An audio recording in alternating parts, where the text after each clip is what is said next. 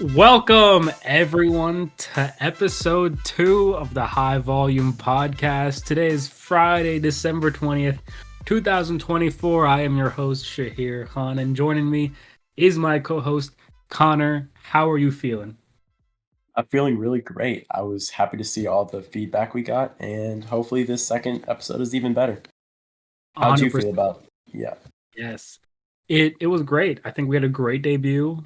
Got a lot of love from the people. Appreciate that. No producer C today. He is traveling cross country. I think he's going back home for the holidays, so we wish him the best there. But it'll be just me and Connor today. yep. We're without our man of mystery because we don't know what this guy's up to. We never do, but we love him regardless. There were 13 NBA games on last night. We're gonna dive into each and every one of them, give you some little piece of info on that. But with all that said, Connor, are you ready to hop into it today? I'm very ready. Let's do it. The San Antonio Spurs win a thriller over the Atlanta Hawks 133 to 126 in overtime. Wembenyama with 42 points beating the Atlanta Hawks. The Hawks have now lost 2 straight. And the Spurs slowly climbing up the Western Conference standings here. Connor, what did you see in this game? I thought it was. I mean, it was a great game. Trey was getting to his spots as needed, and up until overtime, he played a great game. He was efficient for Trey standards this season, and Wembenyama was kind of settling for the three, but he got most of them to fall. So I'm not gonna be mad about it.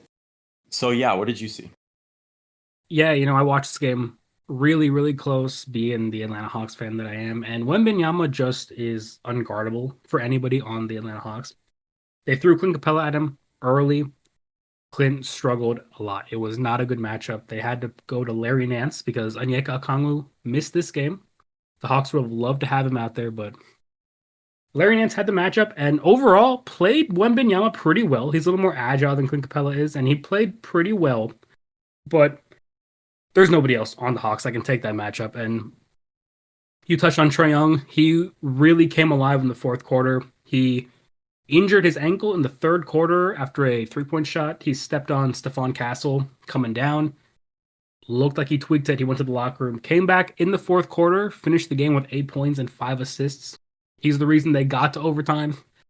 He struggled a little bit in overtime, had some turnovers, but he got them there in the first place. Nobody else in the Hawks could really pick up. But biggest thing to look at, Larry Nance doesn't play this season quite a lot, but when he does, he's been effective. Finished the game with 21 points and 13 rebounds on very good 3-point shooting.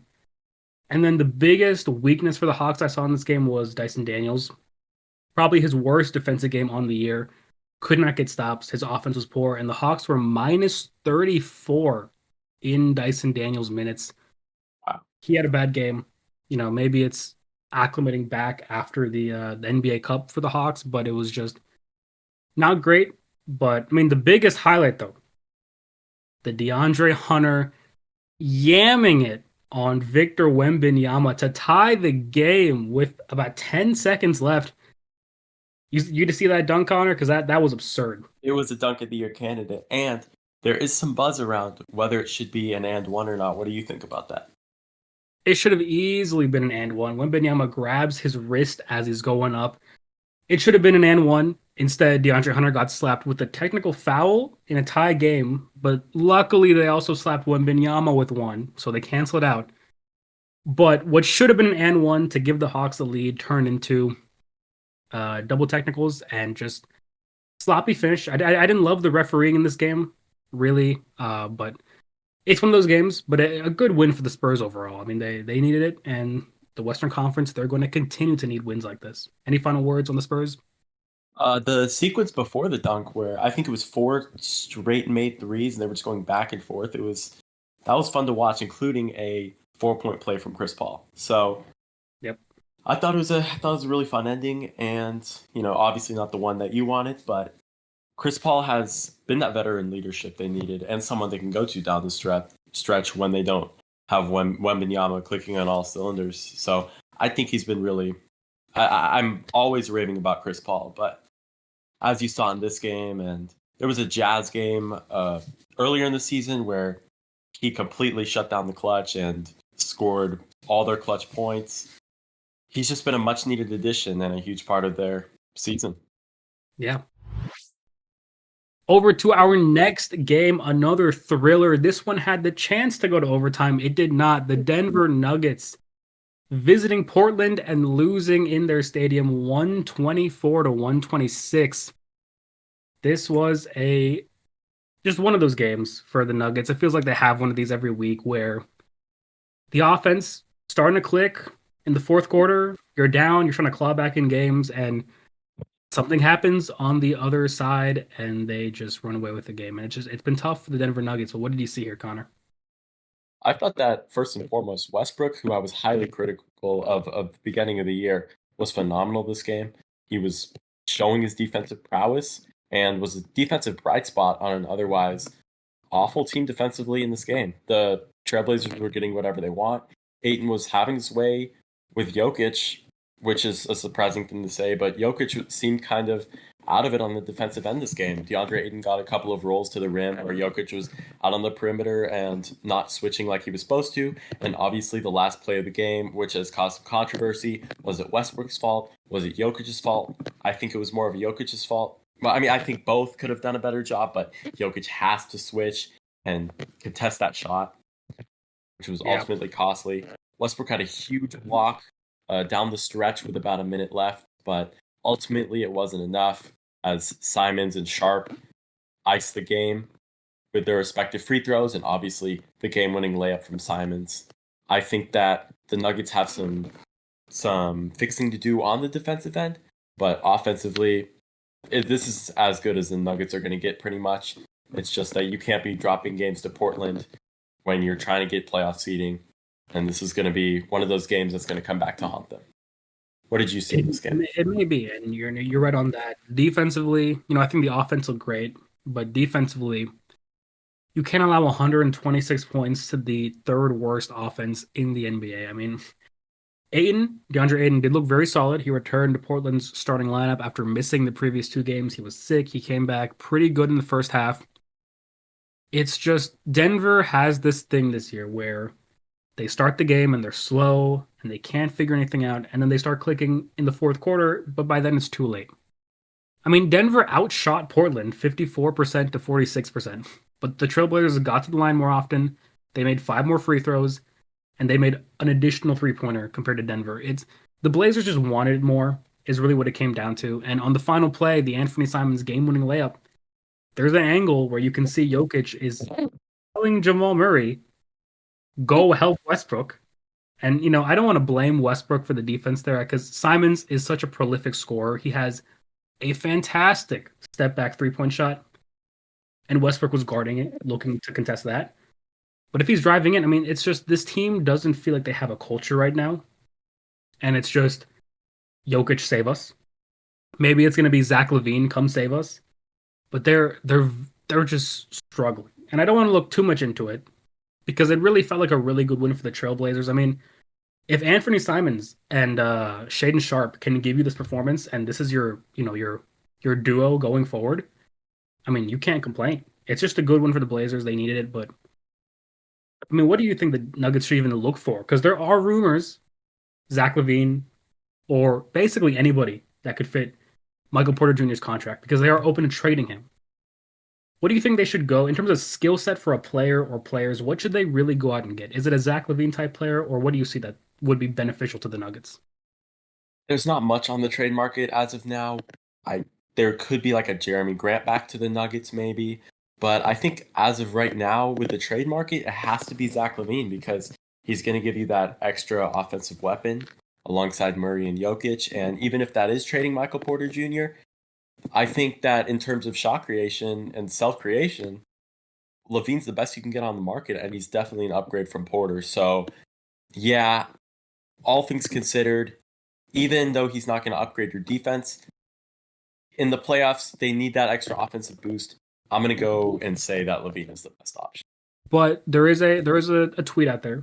This came in from NBA Trade Reports that Denver is open to trading Michael Porter Jr. and they've shown interest in Chicago's Zach LaVine, but many in the organization would prefer to add multiple depth pieces, which would increase the likelihood of a trade with Brooklyn that would start with Cam Johnson. Now, we're going to get into Cam Johnson's performance today. He had a fantastic, or yesterday, he had a fantastic game. But is the proper option just going after multiple depth pieces and looking at a team like Brooklyn, who's got guys like Dorian Finney-Smith and Cam Thomas that you could potentially package in a trade and just get better depth? Because the Nuggets are running these same five guys and they're getting tired. And when we have to go into clutch situations, it's not working. And I think their biggest issue would be depth. But what do you think about Cam Johnson or anyone on the Brooklyn Nets? Like, what's your take on that? I think you were previously saying Cam Thomas, and I don't think that that would fit their scheme because we haven't seen Cam Thomas on an actual contender, and the Nets The wouldn't rumor give him is up. Cam Johnson, not Cam But Thomas. Cam Johnson, yes, I would love that for the Nuggets. That's exactly what they need. He's going to give you better three-point shooting than Michael Porter Jr. I think he's a better defender, and Dorian Finney-Smith is an awesome defender, very switchable for paint protection, rim protection, so that he can help Jokic in the paint. I think if you get those pieces, they have one of the worst benches in the league, so that would be extremely helpful for that. Probably bringing Dorian Finney-Smith off the bench, Yep. because you obviously have to keep Aaron Gordon in there. I think that would be the perfect trade for them. If you can't, well, I would take it over Levine trade, but yeah, I think you should give up the one Michael Porter Jr. for two better bench pieces. That I don't think it's that much of a downgrade from Michael Porter Jr. to Cam Johnson in the first place, anyways. So that would make a lot of sense for them. All right. Into this next game here, the Oklahoma City Thunder visit the Orlando Magic and sneak out with the win 115 to 109. The game was not as close as the final score would indicate, but overall, some pretty good takeaways. And what do you have for this one? The Jalen Suggs injury is going to be rough for them. I don't know the severity of it, but it did not look good at first glance with his ankle. I don't know if you have anything on that. And if they're without their three best players, it's going to be tough for the Magic. Other than that, Goga looks really good. He is catching lobs. He got 2 lobs on back-to-back plays. That was impressive. And Anthony Black is starting to come into his own and show his offensive ability, hitting threes. That's going to be super helpful because we know what he can do defensively. And the Magic are a great defensive team, so they need all the offensive help they can get. And Shea in the first half was phenomenal. 10 for 11 in the first half, and just hitting ridiculous mid-ranges, like one over the backboard, fading away on the left side of the court. Just an absolute beautiful shot. He's just ridiculous, and when he's hitting his shots, unlike the previous game, the Thunder offense is looking very good. But the problem is when they're not hitting shots, we saw how rough it can look, like when it did against the Bucks. Yeah. What do you think? What do you think the Thunder can do in those games that they're not hitting shots? And what did you see differently from last game? Yeah, for sure. I mean, starting off, like you said, Shea, 91% shooting in the first half is absurd. 24 points. You'll take that any day. He slowed down in the second half, which I think, he shot like 5 for 15 in the second half. But the Thunder were still getting their shots up. They weren't as efficient. So a lot of this offense does rely around Shea. But he finished with 35 points. It was a good bounce back game for sure. I think the Thunder, as long as Shea is playing average, your defense will mask a lot of the inability to get shots up. And I think that's huge because their defense has been so good. Shea struggling or playing average, as long as somebody else on the court doing that for you, I don't know if there's a good trade piece out there. I think OKC should pretty much stay the course. All their guys are young. They're all developing. I'm sure Jada will evolve his scoring game as time goes on. So you're really playing it like this. I think you want to walk into the playoffs and see if that is an issue. But so far, I don't think my panic meter is on low for OKC. There's not really much I say that, sometimes they can look very ugly, but I wouldn't worry about it. And then on the Magic side of things, yeah, Anthony Black, like you mentioned, the Magic were trying to make a comeback in the third quarter, and Anthony Black had a great quarter. He had 7 points, 2 assists. 19 of his 23 points were in the second half. He was really a fantastic spark plug for this offense that really needs one when guys like Suggs or Boncaro or Wagner are all out. And he's shown this year that he can be a fantastic option when he's shooting efficiently, which he's had struggles with, but he looked phenomenal in this game. He was hyping the bench up. Everyone was really, really excited to see him do well. So as long as Anthony Black can continue his progression, he could be a very, very nice piece for the Magic as just that spark plug player. And then Goga Badatsi has truly been fantastic for Orlando. With all the injuries they've had, he was pretty good defensively against OKC. He couldn't stop Hartenstein as much as you'd want him to, but still good stuff on his part. He was really, really playing well. The last 4 games, Badatsi is 5th in total rebounds and 2nd in offensive rebounds, doing all that on 54% shooting. So he's been very, very effective, and sometimes he's really kind of managing the game for Orlando and just making sure everyone's kind of calm-headed. He's one of those veterans that will come in and kind of do that for you. So it sucks what Orlando's going through. There's no updates on the Jalen Suggs injury, but they have pieces. They have a little bit of depth in there, and they can, like you see, it was a 6-point game. They can keep these games close. And I think Badatsi and Anthony Black are going to be huge pieces if they want to still compete with their 3 guys out.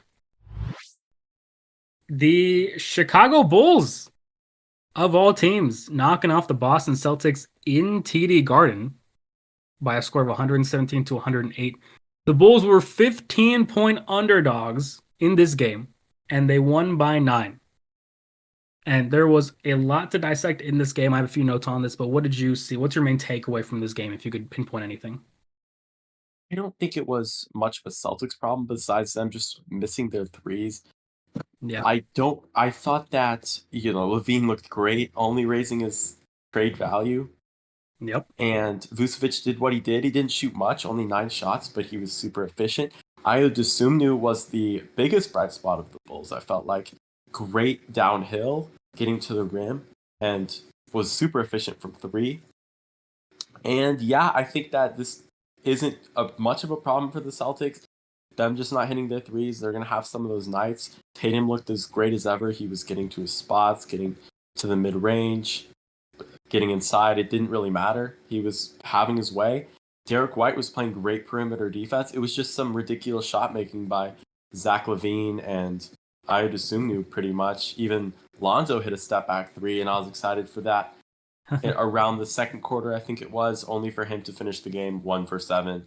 But I'm not too worried about it on the Celtics end. I don't think this is a warning flag at all. It didn't really expose any of their weaknesses. We know they had 56 threes this game. We know they shoot a ridiculous amount of threes. So I don't know if you had any other notes about the 3-point shooting, or what did you see in this game? Yeah, I mean, you touched on everything there. You live by the 3, you die by the 3. That's kind of how things go. 14 for 56. I mean, shooting 56 threes in an NBA game is insane. But Boston does that, and they usually convert at a decent clip. Today was not one of those games.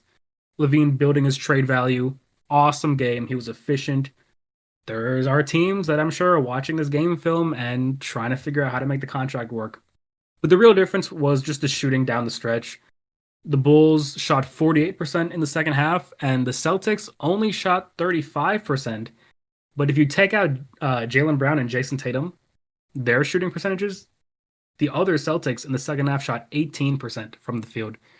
They just couldn't get anything going.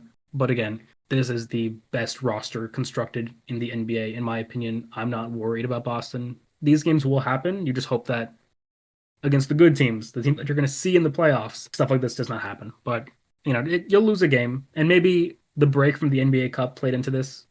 They're just getting their shot back. It's a weird week for a lot of teams, but the Bulls, I mean, hey, what else can you say? Good one for them, and they are in the play-in race. So, something to watch there. All right, transitioning into the lesser-ish games from last night. The Washington Wizards just keep winning. That's like 2 wins in their last few games. They're on winning basketball right now, and by their standards. They hosted the Charlotte Hornets and won by a score of 123 to 114. It was a great game from Jordan Poole in the second half. Hit some timely shots when Charlotte was trying to claw back in this game. And my only other real note before I get to you is just LaMelo Ball struggling. I mean, he's going to be a guy who gets up his shots for sure.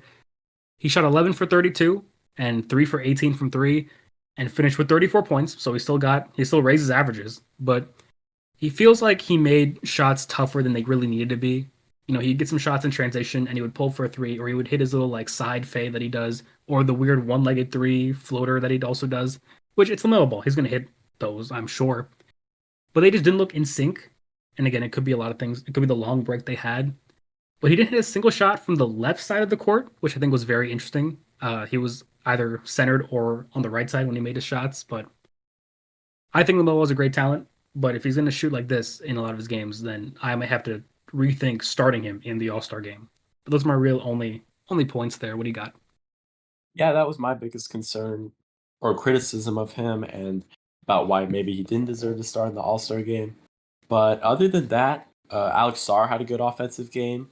He's sometimes good for 20 points, which is encouraging because I mean his last 3 games he had 14 points, and now 19 points. It's very encouraging, especially because we know he's a good defender, we know he's a good rim protector, but we need him to give at least average offense, and he's been picking it up as of late, so that's great to see. And Malcolm Brogdon had a great game. If any contenders wanted to trade for him, he's only making about 22 million. And other than that, yeah, not much in this game. Wizards pull out a rare dub, and you don't want to be that team. And the Hornets were unfortunately that team tonight. Very unfortunate. And who knows? Maybe this is the start of a Wizards playoff push. I doubt it, but you never know. I mean, it's not happening. You kind of know, but transitioning into another game here. This one was quite the game, and maybe we could have headlined the show with this with how crazy it was. The Memphis Grizzlies beating down on the Golden State Warriors. A rough start to the Schroeder era in Golden State, winning by 51 points, 144 to 93. Oh boy, there was never a moment where you were like Golden State could win this game. From the beginning tip to the end of the game, it was just beat down, beat down, beat down. What do you got on this one? this is what I mean when I say that Steph Curry's athleticism is going to be a problem.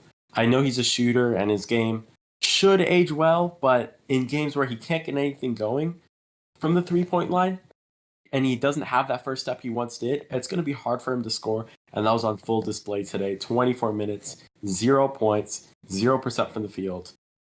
It just looks rough out there for Steph in games where he isn't confident and can get his shot going.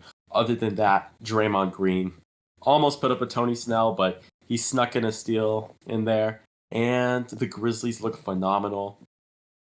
Yeah. Other than that, there's not much to say about this game. It was an absolute beatdown from beginning to end. Did you see anything special in this game? Not much, too much to talk about, though. Yeah, not too much. You brought up Steph Curry. I'm going to push back a little bit on what you said about his athleticism. It is obviously deteriorating with age, but I think this game was really more of Jalen Wells. The young Jalen Wells played phenomenal defense on Steph Curry. I mean, he was chasing him around, which is hard to do when Steph is off ball, and he just made life hard for him, right? And it was just Steph faced really good defense. And I don't think it's obviously we know his game will deteriorate slightly, but I would give more to this performance from Steph as a positive to the Grizzlies side of things rather than just knocking on Steph. But I mean, you look at this game, you look at the defensive ratings for this game alone, and none of the top Grizzlies, their top 9 guys, had a defensive rating over 100. Like, that defense played just otherworldly. And maybe they were mad from the last game when Draymond Green was kind of heckling their coach and they had things to play for, but they just played. They played out of their minds. And this is a team where Ja Morant did not have to play many minutes, and they just have so much depth, and they were hitting the threes today. And this is a dangerous team, I do think, and they match up well against a lot of teams in the league. So my real takeaway is just Memphis Grizzlies, look out for them. Another game we had tonight, or I keep saying tonight, it was last night. The Utah Jazz beating the Detroit Pistons, the underdog Jazz, by a score of 126 to 119. This was a strange game if you look at the box score. The Jazz played, it was weird, but Sexton, Keontae George, and Markkanen combined for 85 points, which is a great sign if you are the Jazz. And they lost the turnover battle by a pretty big margin, but still controlled this game for a very long time and ending up with a win. What do you have to say on this one? It was tough from anyone not named Kate Cunningham out there for the Pistons. Yep. It's good to see Asar Thompson back and what he can do. Obviously, a great defender, and his offense has a long way to go. Other than that, not much. You can't have Malik Beasley taking 26 shots. That's not a winning recipe, even against a team like the Jazz. When their front three is combining for 85 points, that's a solid outing from them. So kind of a game from two bottom feeders, but Yep. good win for the Jazz, good rare win for the Jazz, and I don't have too much to say on this game. Yeah, I mean, you're encouraged. Sexton and Keontae George, if that's your future, pretty good game. And then, like you said, Kate Cunningham had a great game, shot 57%, but the rest of the team shot 40. Tough game for the Pistons, but they'll move on. All right, another game here with not much going on in it. The Brooklyn Nets paid a visit to Canada and came out with a win, 101-94 over the Toronto Raptors. I have one note and one note only for this, and I brought his name up earlier. Cam Johnson, what a game. 33 points, 10 rebounds, 6 assists. He is building up the trade value. That is all I have on this game. There was not much else to really say, but what do you got? Yeah, nothing really. I mean, Cam Johnson, trade value through the roof. I don't think there's any way he doesn't get traded because you want to maximize his value.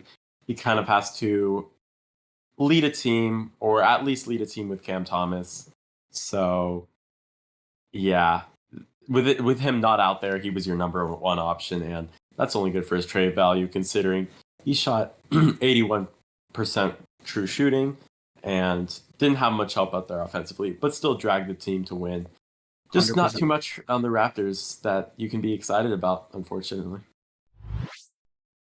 All right, next game on the docket. This one was the game I watched the least because I expected this result the most. The Houston Rockets stand firm at home, beating the New Orleans Pelicans 133 to 113. This is what we call over here on the High Volume Podcast the weekly Is Jalen Green Back game. What is your answer to that? No, as a Rockets fan, as someone who watches Jalen Green every game, do not let him fool you. This is what he does every fourth game. He went for 22 points in the third quarter, was unconscious, not even from three. He was just driving in, had a missed dunk, wide open missed dunk to give you the full Jalen Green experience. And it was just a beat up. But he did get matched up against Herb Jones, who is one of the best defenders in the NBA. So I can't even chalk it up as playing against a weak Pelicans team. He was just phenomenal this game. And you're so encouraged by this game when you're a Rockets fan, but then you have to look at what he does, the other 3 games out of the 4 and just calm yourself down. Dylan Brooks has been an amazing addition ever since last year. I was very skeptical about the signing, but he continues to impress me, and especially on the especially on the offensive side this game, excuse me.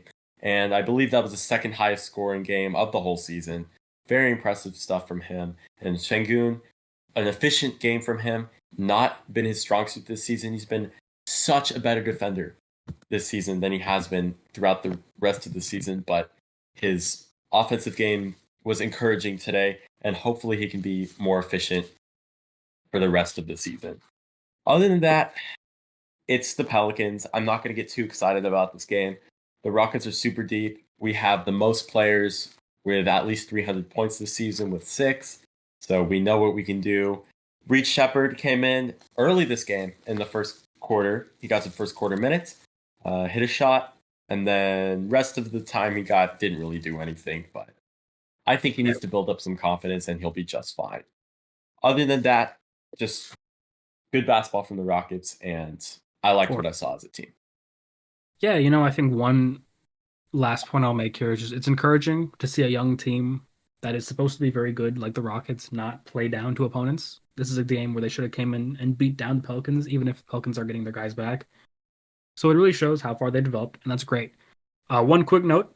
The Pelicans had a rough day yesterday, not just losing the game, but they posted on their X, or formerly Twitter, that All-Star voting was live, which I guess they might have to do because the NBA probably makes every team post that. But the comments were not kind. That is for sure. And they got quote-unquote ratioed. as people say. Because who are you supposed to vote for from the Pelicans to make the All Star game? If we laughed about it Yeah. last time, none of them are sniffing the All Star game. And yeah, and then they lost to the Rockets, got beat down later that day. Not a good day for the Pelicans fans out there, but hey, Brandon Ingram will get you something on the trade market, maybe.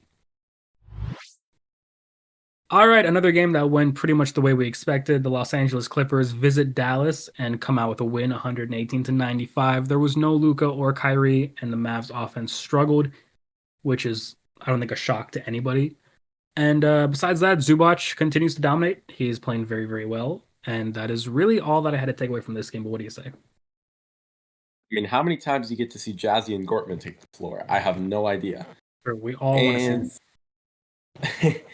and other than that, I mean, when you have your big three on the Clippers, Harden, Powell, and Zubac rolling, there's not many teams in the league that can beat them, to be honest, because they have the defense, top five defense, I believe. So when your three offensive weapons are getting it going, it's hard to stop this team. Another game on the docket here, the Indiana Pacers and the Phoenix Suns. This game was in Phoenix, and the Pacers came away with the win, 120 to 111. This was a game that the Pacers dominated from the beginning. They were, looking really, really good. The NBA Cup break may have helped them a lot. They got their guys back. They've won three straight, so they're looking very, very good. Defensively, they've picked it up lately. Nemhard is helping out with that, but a good quality win for the Pacers over a playoff team in the West like the Suns. But what do you got in this one? Kevin Durant is a mid-range killer. That left elbow, you cannot stop him. But True. other than that, it is disappointing from Devin Booker, who I did not have on my All-Star team. It's just with Tyus Jones being the primary ball handler and facilitating, it feels like Devin Booker is kind of stymied out of the offense a little bit. And it's not that he wasn't hitting his shots, it's just he wasn't taking shots. And Devin Booker needs to learn how to play with Tyus Jones. And hopefully by the end of the season, that's figured out. But they can't have the same amount of shots, the backcourt duo of Tyus Jones and Devin Booker. On the Pacers side, Halliburton can't have 9 shots, all threes. It's still his lingering injury, but hopefully that's figured out soon because he's not a great road player as well. That's something to factor in, as I touched on last podcast. But yeah, he has to be better. Siakam looked great tonight. At least I thought, getting to the rim. But other than that, Pacers, good win for them, but Halliburton does need to step it up, especially on the road. Yeah, my biggest takeaway on Halliburton is that he had a good game when you look at the statistics. In the fourth quarter, he kind of went into a little bit of a game manager mode, which is all right. But for a guy like Halliburton, you expect a little bit more of attacking and, trying to be your team's offense. But it looked like Bennedict Mathurin was the better player, and Pascal Siakam had a great game. It's just for Halliburton, he went 0 for 3 in the fourth quarter, had 3 assists, no turnovers. So I guess you're happy on that front. But I would like to see Halliburton create a narrative for who he is. Because when everyone thinks of Halliburton, you think of last year's NBA Cup Halliburton, who went on a run for those 6 or so weeks, and he's that kind of superstar in the NBA. Before that, we weren't saying that, and after now, where we are now, we're not saying that. So, what is the actual Tyrese Halliburton as a player? Because we'll have games where he's okay. Is he back? He looked really good that game, and then we'll have another game where he's a little more passive and he's just getting his shots whenever he can. So, biggest thing for Tyrese Halliburton is to just, if he wants to be that guy from last year, just attack is what I want to see him do. I want to see him be that aggressor in the paint and really put yourself out there. Play like an aggressive point guard would. That's my take there. You brought up Devin Booker. He did get injured in this game in the third quarter, so he probably would have got more shots up. There is no update. It was groin tightness, is what they said, but yeah, they kind of Kevin Durant had to carry throughout the rest of the third and fourth quarter. There no Devin Booker, so we hope he is okay. And then my last point on this game is that the Pacers have won 3 in a row, like I said, and have they recovered to their Eastern Conference Finals form is going to be determined throughout the next 5 or 6 games. It is a brutal schedule. They are at the Kings, then at the Warriors, then at home versus the Thunder, then they go to Boston, Then Boston comes to them, and then they finish off this tough stretch by inviting Milwaukee into their house. So Pacers, are they back? Is this the team that we saw make a run? We're gonna find out if they can really hang with the best of them in this next six stretch of games. Any final thoughts on either one of these teams or this game? I honestly didn't realize that Devin Booker did get hurt in the Yeah, third. I he watched did the injured. I watched the game after the fact, and I didn't see that in like the 40 to 50 minute recap that NBA League Pass gives. I did not see the Booker injury, so I didn't realize he wasn't there in the fourth, but that does explain the shot distribution.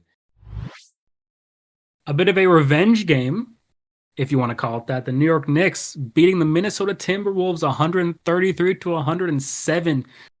What a game this was. Revenge game for both sides. Both sides played very well. The final score will not indicate that, but what do you have on this game? That Towns is an absolute beast. Yes. 100 true shooting percentage. Oh boy. Just the greatest shooting big man ever. He earned his title. And Yep. very encouraging from Mikal Bridges to be as efficient as he was. Very rare to see him put up almost 30 points, and wouldn't be surprised if that is a season high. And he's looked better as of recent. And I touched on this last episode of him trying to fit into a new role, and he hasn't really gotten it. But I think recently he's really found out how to be in that new role and go back to kind of what he was on the Suns. Julius Randle looks rough at times. He didn't have the worst game, but there are some moments where you do question why they did trade for him. And he did get outplayed by Cat a lot. Gobert looked awful this game. Did not attempt. He had one shot and was completely phased out on offense. Only got 22 minutes. Wasn't even a foul trouble issue. It was just he couldn't guard Cat. It's hard for him sometimes to guard those shooting big men. And that was really exposed on display this game. What did you have? What were your notes on this? Yeah, Mikal Bridges, he has looked very good this month.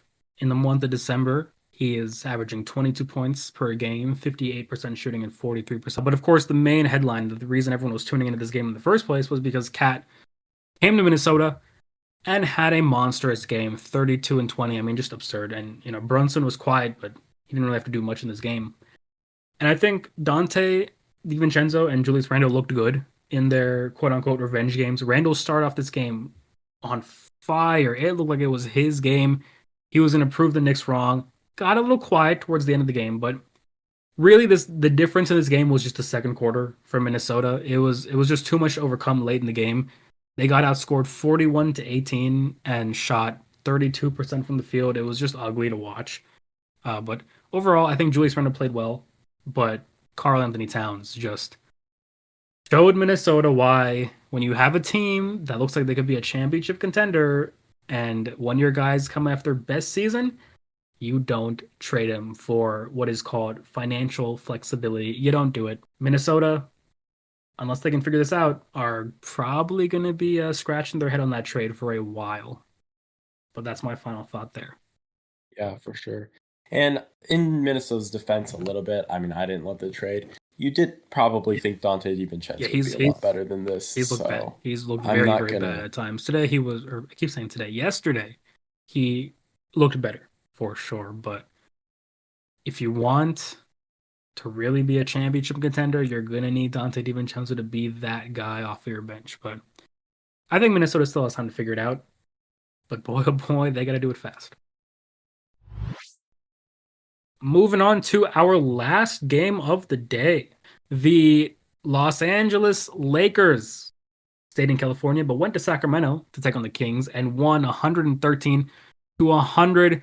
The biggest storyline from this game, LeBron James spent 34 minutes on the court against the Kings to give him 57,471 in his career, moving past Hall of Famer Kareem Abdul-Jabbar, who had 57,446 for the record of most minutes played in history.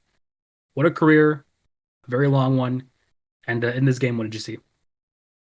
I didn't get to watch this game, but a Lakers win against the bonus, Anthony Davis against the bonus. I mean, those are few and far between. I believe You that's aren't two there. in a row Don't for let him him get now. hot. So good for him. Yeah. An interesting stat though is the Lakers are 3-1 in their Hmm. last 4 games, and they are first Okay. in defensive rating and 30th What in a offensive rating, what a flip. which is really interesting because the other parts of the first part of the season was the exact opposite. They had an awful defense and a pretty good offense. So maybe this is the start of a turning point. Obviously, they want both of them to be good, but to see some good defense is very encouraging for the Lakers. Yeah, I What did you think see? I didn't realize they were first in defensive rating. That's absurd that they actually are that high. Now, granted, they were going against teams like the Trailblazers and the Kings, who are kind of stifling on offense, but they played the Timberwolves, held them to 97 points. They lost that game. And they played the Grizzlies and held them to 110 and won that game. So this could be a very big moment in the Lakers season because there's two ways to go about it. If this is your true identity and you're now a defensive oriented team, then show that in your next few games. The Western Conference, your schedule is not going to be easy, so prove it. But also get that offense going. And LeBron struggled in this game. He really couldn't get anything going from range. He had one 3-pointer and then missed all his other ones and missed every mid-range shot he took. His only points besides that were just in the paint, where he was getting, making his living down there. So you want him to really kind of rejuvenate himself. But for the Lakers, it's good. This is going to be as good as they want to make it, and we're going to see how JJ Redick, first year head coach, really adjusts. And maybe this is what he wanted his team to be: just focus, give everything on defense, and maybe they'll go trade for an offense guy, Zach LaVine potentially. Who knows? Well, on the King side of things, Mike Brown's team, they just cannot get it going. In the first quarter, they struggled, and this happened the last game they played as well. And Sacramento fell behind by 14 points early in this game and then made a run to take the lead in the second, and then spent the entire fourth quarter playing from behind. It was just very, very tough. And then De'Aaron Fox got into foul trouble. He picked up his fifth foul with 6 minutes in the second half, and he had to rest the whole way through. Only played 11 minutes the rest of the game since that point. So it's one of those games for the Kings where it's like, yeah, maybe it's fluky because Fox gets into foul trouble. Maybe they continue momentum if he doesn't. But the Kings are in a position right now in the Western Conference where they are going to need to get wins strung together. And even the Lakers are as well. So not too many takeaways, but a good win for the Lakers, and they need it because they've been kind of on a downward trend lately. What do you got on that? Yeah, no, I agree. It's important for the Lakers to get these wins. They've been on the downward trend.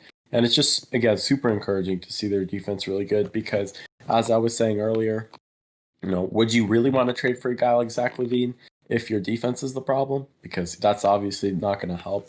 But if JJ Redick really did flip that switch and they're going to be consistently good on defense from now on, then maybe Zach LaVine is the trade that you want to make. And you don't want to see the Lakers in the playoffs with a good defense.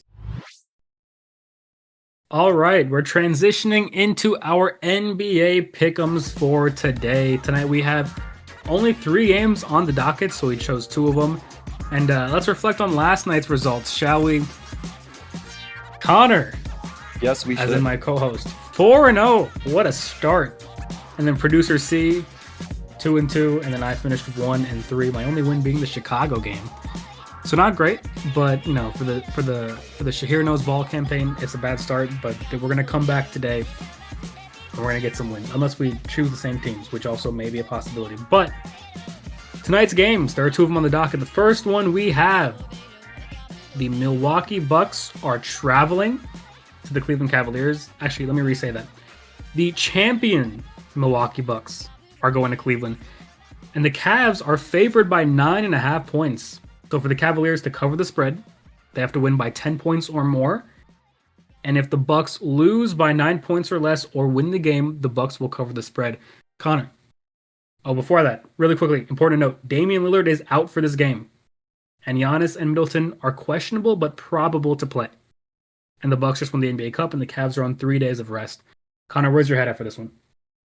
Yeah. With no Damian Lillard, give me the Cavs by 9.5, especially coming off of that NBA Cup win. I feel like they're going to be kind of rusty. I mean, it didn't really affect the Thunder coming off of the NBA Cup, but when you're going against a team like the Cavaliers, you have to be on your A game. And without Damian Lillard, who's such an integral part of the team, I think the Cavs can win by double digits. Yeah, What do you I say? was teetering in this one just because Giannis has looked so good lately. And Giannis likes to play these inner division games. He really rises when they do. So I wanted to pick Milwaukee, and honestly, I was going to, but then I saw Dame was out, and I just couldn't do it. So I'm on your boat here. I'm going with the Cleveland Cavaliers to win by 10 points or more.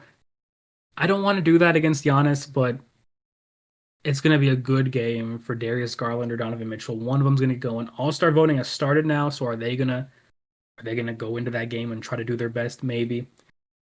But I think it's just going to be a nice double-digit win for the Cavaliers. But I do think Giannis could make this game close by himself. So I'll regret it if this game is close or if the Bucks win. But that is where my head's at there.